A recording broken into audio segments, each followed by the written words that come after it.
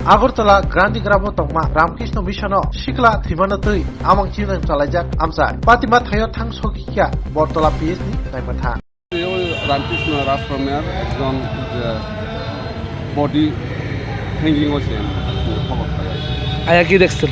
আয় দেখছি এখানে নগরে লয়া ঘরে দেখছি জোগানো অবস্থায় ফ্যানের মধ্যে একটা সারা দুটি দিয়ে জোগানো প্রাথমিকভাবে কি পাইছেন, মানে কি কারণে করছে এরকম? এটা তখন তদন্তর মাধ্যমে জানা যায়। দরজাটা কি বন্ধ পাইছেন না খোলা পাইছেন? দরজা বন্ধ, ভিতরের দিকে বন্ধ আছে। কি নামটা কিছু পাওয়া গেছে? নাম হচ্ছে বয়া দেবরমা। বয়া বয়া দেবরমা, বয়স 22। এর বাবা নাম তো কোনো পাইতেছে না। আশ্রমে থাকে আর কি ছেলেটা, যে মারা গেছে। বাড়িটা তমাকারি PSC দেয়।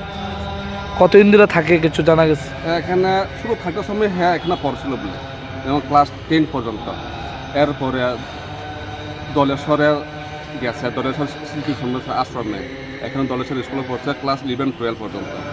এরপরে এখান থেকে কলেজে পড়ছিল বারাবলে থাকে। এরপরে এখানে স্টাফ হিসাবে রামকৃষ্ণ আশ্রমে থাকে আর কি 2 মাস ধরে। প্রাথমিকভাবে ঘরে কিছু পাওয়া গেছে? দেখা গেল কিছু সিগারেট আর অন্য কিছু নেশা সামগ্রী, কিছু নেশার সাথে কোনো জড়িত ছিল? সিগারেটও দেখছি আর বাকিটা পাওয়া গেছে। কিভাবে দেখছেন? আমাদের 3:30টা মন্দির খুলতে হয়, যথারীতি ও মন্দিরে কাজ করে। তারপরে ফোন করলাম, তো ফোন করে দেখি যে কোনো ফোন রিসিভ করতেছে না। তারপর দিয়ে সেটা আমি আরেকজনকে ফোন করে বললাম যে এই মন্দিরটা খুলো। তারপর আমি ভাবলাম একটা দেখি। অনেকটা না, শরীর মাথা ব্যথা বলছিল। কী হয়েছে না হয়েছে দেখি। তারপরে আগে দেখি দরজা মধ্যে ধাক্কা দিতেছে, কোনো সারা শব্দ নাই। তখন আমি জানলা দিয়ে খুলছি, এই অবস্থা। কি দেখছেন? ও তো ঝুলে আসছে। কি নাম? বয়ার দেবন। বাড়ি কোনখানে?